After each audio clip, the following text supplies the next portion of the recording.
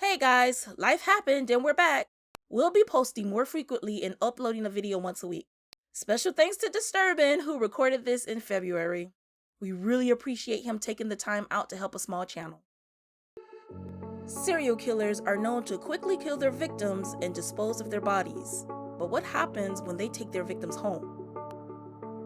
From a Belgian kidnapper that collected young girls and kept them in his homemade basement, to a killer that kept a pregnant woman in a dog cage, and a serial killer that was a Chinese state secret.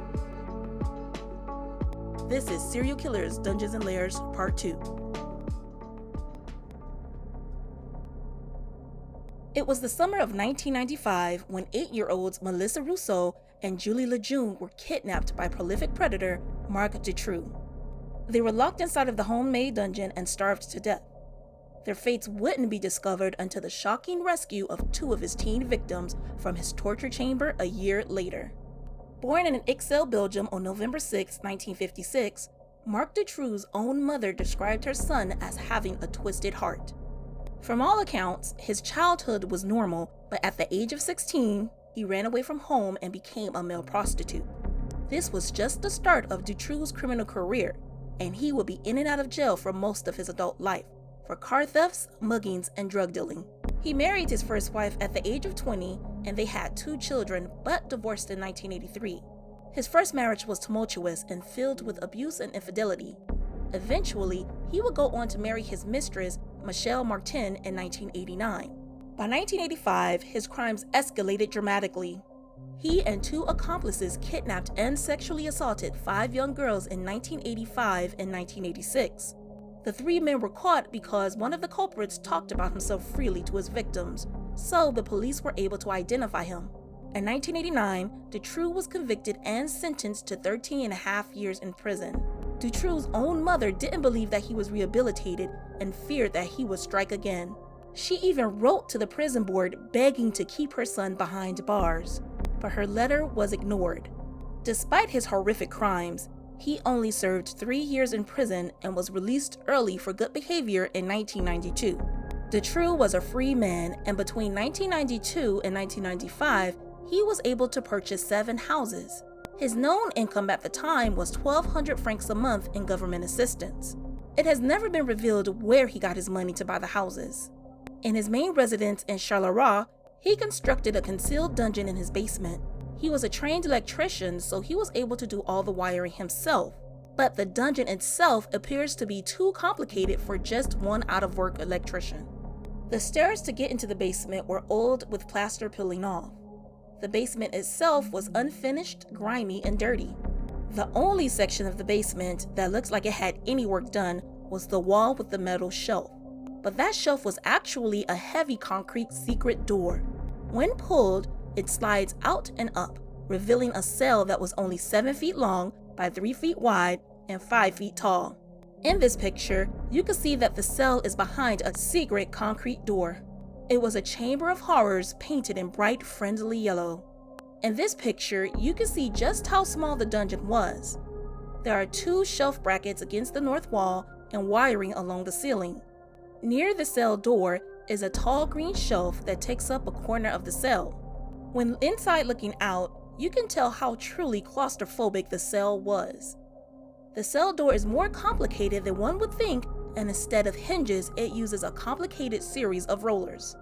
On June 24, 1995, 8-year-old best friends Julie Lejeune and Melissa Rousseau were kidnapped as they walked around their neighborhood.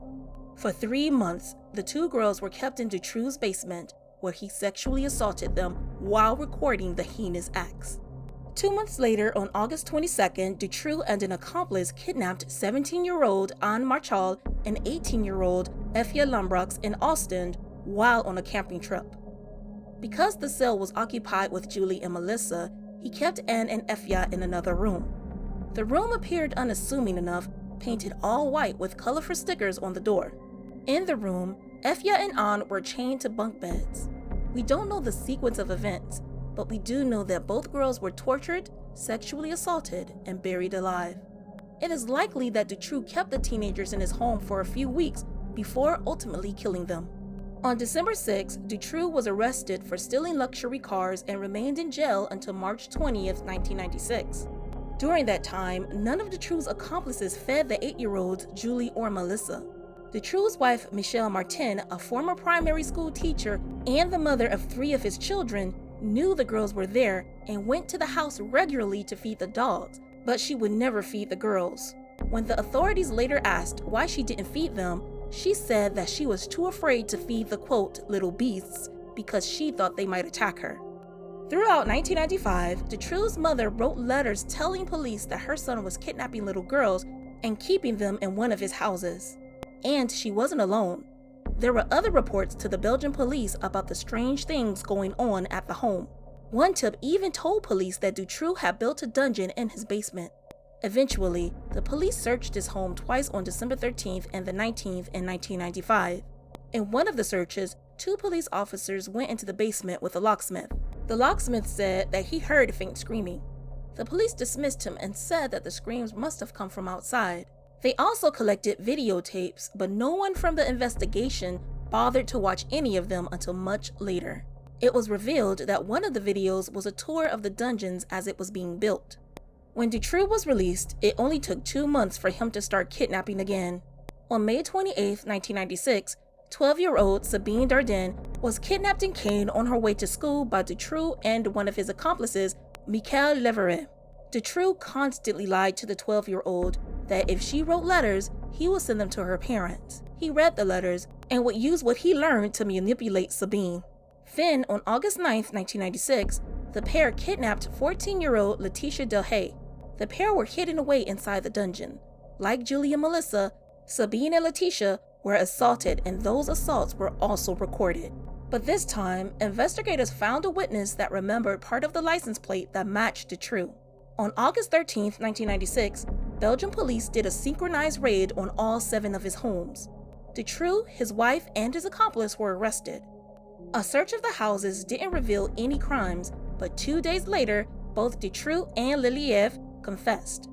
De True led the investigators to the still-living Sabine and Letitia, as well as the bodies of Anne, Effie, Julie, and Melissa. The police also found the body of De True's first accomplice, Bernard Weinstein. He had been drugged and buried alive. De True claims that it was because Weinstein failed to feed Julie and Melissa. Once the news of De True's crimes were released to the public, there was widespread public outcry and frustration due to how the investigation was bungled several times by Belgian police. When Effie and Anne's parents reported them missing, the police dismissed both sets of parents and said that the girls probably went out partying, and one of the officers even implied that maybe Effie was on drugs. The police wouldn't start looking for the teenagers until a few days later due to the parents' insistence. While we can't get into every detail, there are 2 other notable instances of the Belgian police's failures. During a high point of the investigation, a magistrate working on Julie's and Melissa's case forgot to tell her replacement that children were missing. Another instance of incompetence is that the police ignored a tip from an informant that De True offered him between $3,000 and $5,000 to kidnap young girls. Protests broke out when a popular judge was dismissed from the case after he was seen at a victims' benefit event. One protest had over 300,000 people attend, demanding criminal reform. De True insisted that he was in a Europe-wide pedophile ring with connections to high-ranking and wealthy clientele. There were several arrests made with those connected to the ring. However, Belgian police stated that the ring did not reach as far as De True claimed that it did. But it has been speculated that it was the only way that an ex-con that was still getting 1,200 francs a month in state welfare was able to purchase 7 houses. After 8 years, De True was finally put on trial on June 4, 2004, and on June 22, 2004, De True received the maximum sentence of life in prison. His wife received 30 years but was released in August 2012, and his accomplice received 25 years.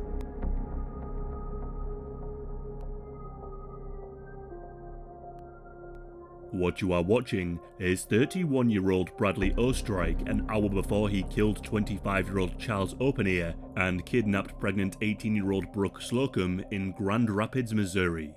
He would keep the teenager in that cage and torture her for 5 days before fleeing the police in a high-speed chase with Brooke's body in the trunk.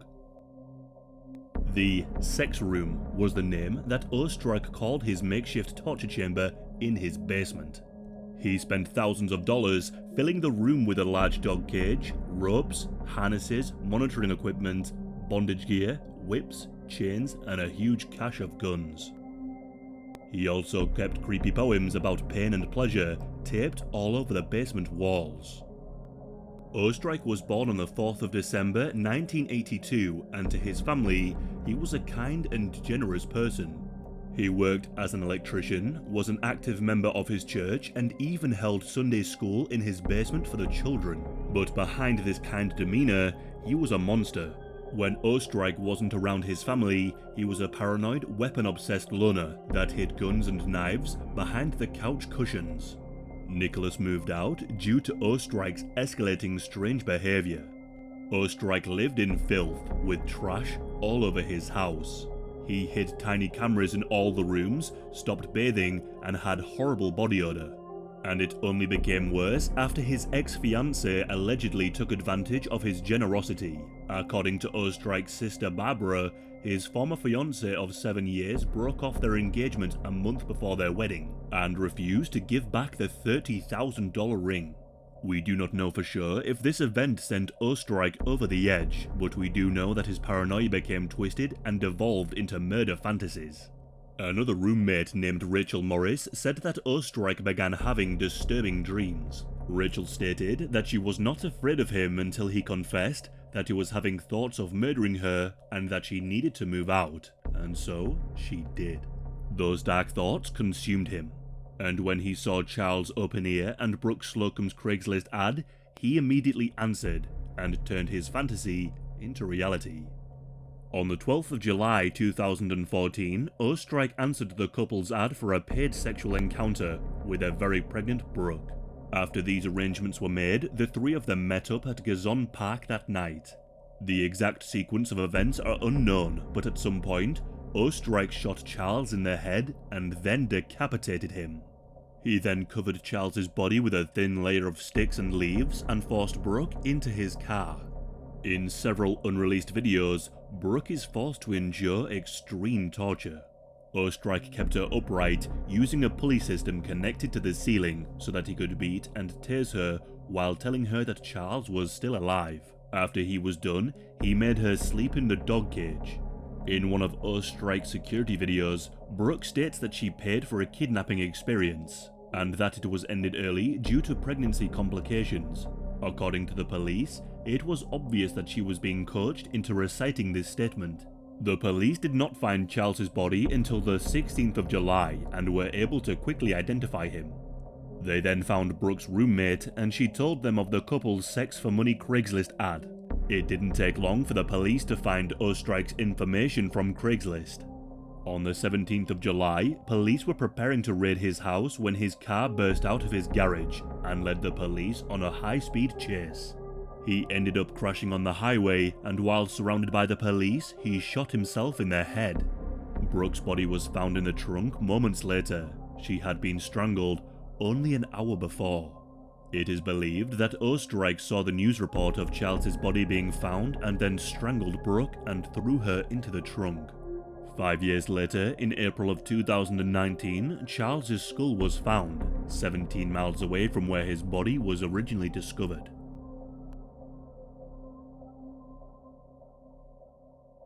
This section will be a little different because there's a lot more speculation about this killer and his dungeon than facts.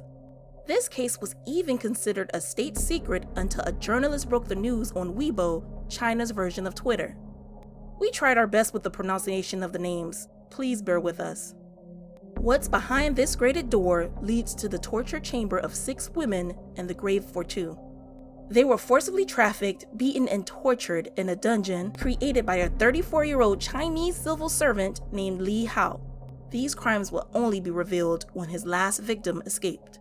In September 2011, a 23-year-old woman named Ma Mao Mao, this is the pseudonym that the police gave her, in Henan province, escaped a hidden basement in a residential building. When she reached the police, she told her horrifying story. In July 2011, she was working as a hostess at a karaoke bar and she was lured to the basement belonging to Li Hao. There, she was imprisoned with 3 other women. Alarmed by the victim's statement, the police went to Li Hao's apartment.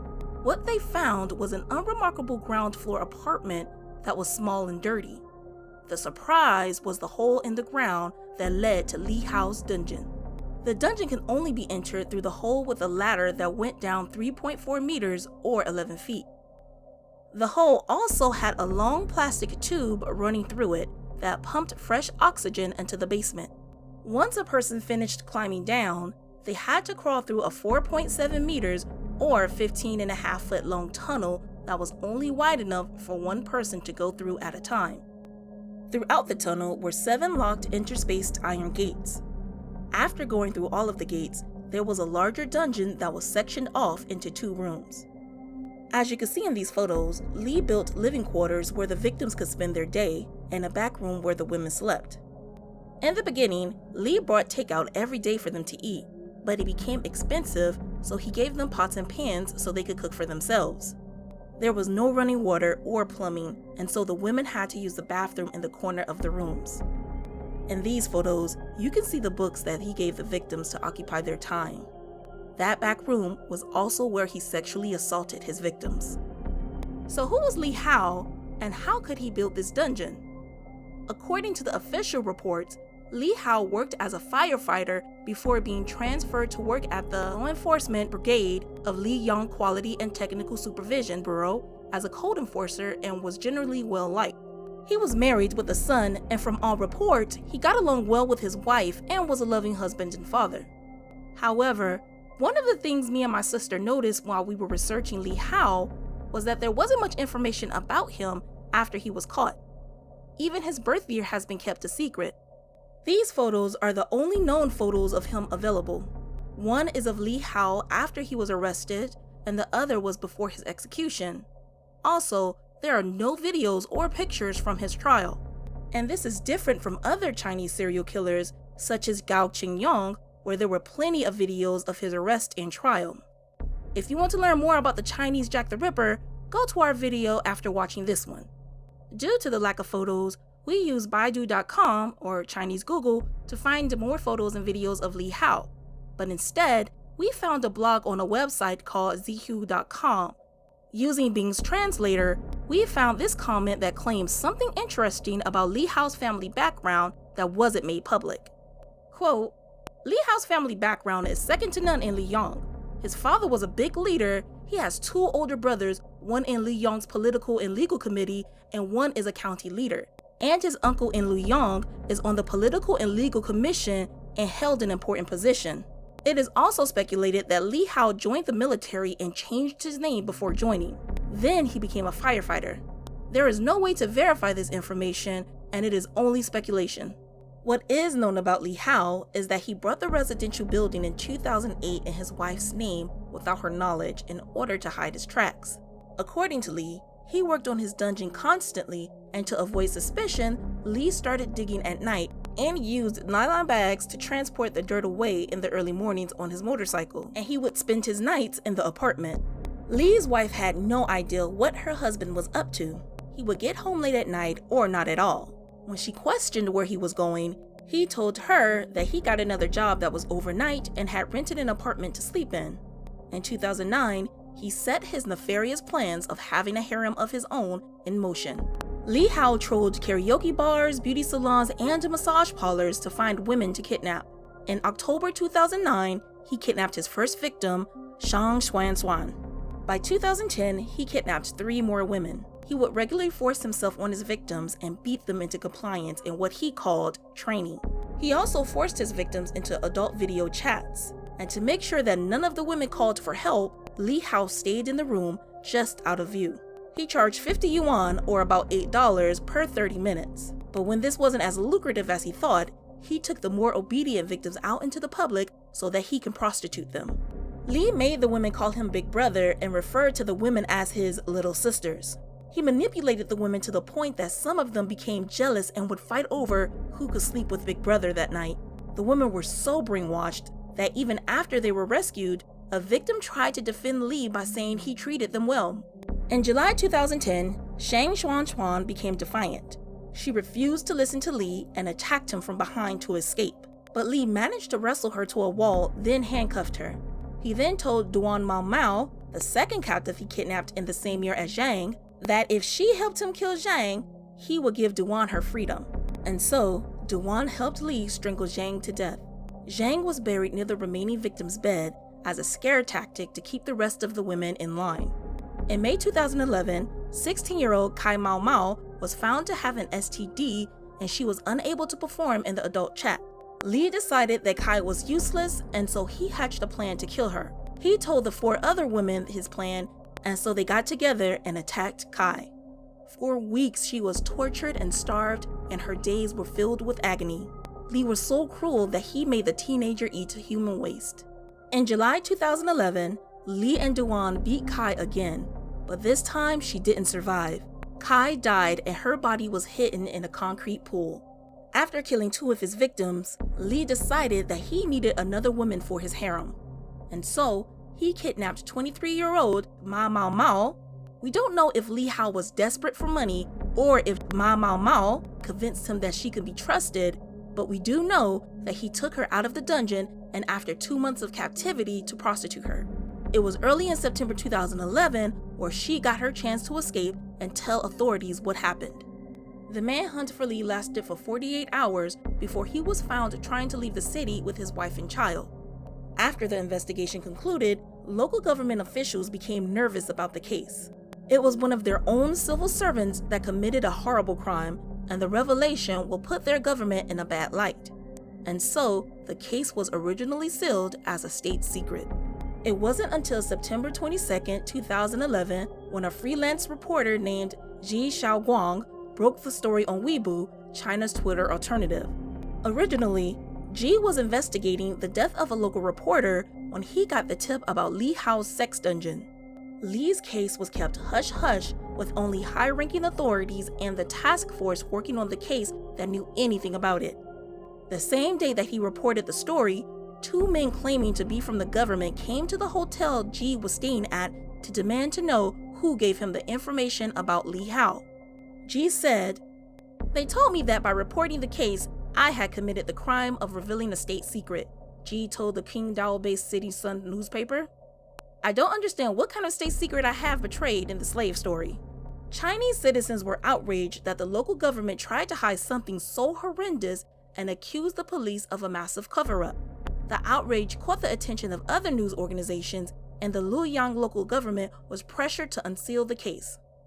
On November 30th, 2012, the Intermediate People's Court of Luoyang convicted Li Hao on intentional murder, rape, organized prostitution, illegal detention, and the production and dissemination of obscene materials for profit, and was executed on January 21st, 2014. Curiously, 3 of the 4 victims were also convicted of intentional homicide. This included Duan Mao Mao. Even though they were coerced by Li Hao, Duan Mao Mao was sentenced to 3 years since she helped Li Hao kill 2 women, and the other 2 victims received suspended sentences for assisting in killing Cao Mao Mao. Although this case is closed, it still leaves many unanswered questions, with the main one being, how could Li Hao build such an elaborate dungeon alone? Remember, the dungeon wasn't just a hole in a wall. It was an 11-foot vertical shaft that led down into a horizontal shaft that was 15 foot long, which led to a room that was 215 square feet, according to the New York Times. Also, he installed 7 gates, laid bricks, painted the dungeon, and installed electricity by himself, all within a year. And according to his confession, he disposed of tons of dirt and rock in nylon bags that he carried on his motorcycle, apparently without any of his neighbors seeing or hearing anything.